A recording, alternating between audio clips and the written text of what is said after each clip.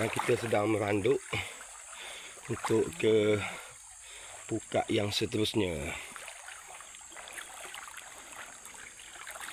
Tu buka yang seterusnya, kat tepi tebing ni.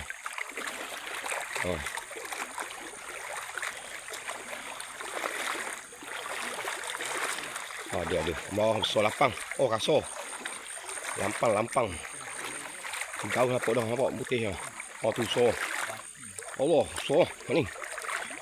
Besar. Lapang. Tengok lapang. Pegang lah, pegang. Kebu. Oh, kasar ni. Oh, sahih. Bahak ni dulu. Kasar ni ada lagi. Memutih di atas ni. Tengok. Alhamdulillah. Kasar molek lah. Ada lagi. Tu bawah tu ada lagi. Nampak. Tu nampak dah air tu. Putih tu. Tapi kaperah banyak Kaperah memang banyak.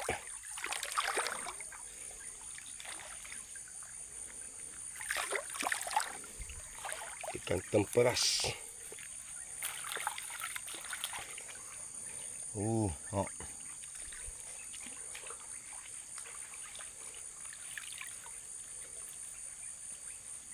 Ada dia. Nampak. Terapung dah putih. Banyak ekor kan? Saiz mega. Saiz memang iya.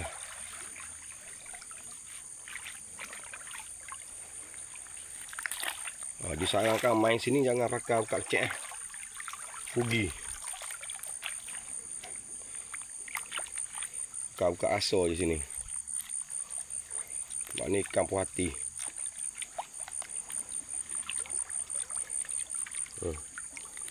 Ni pukat yang kedua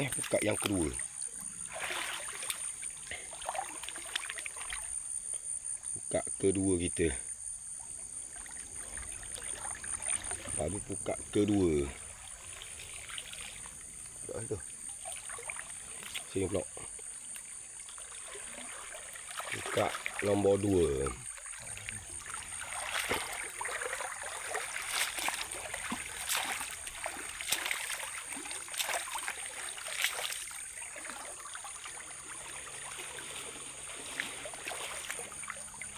Pukat nombor 2. Tu.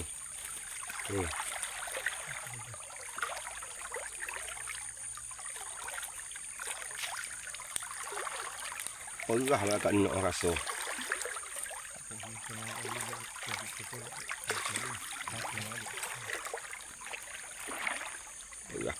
Perah.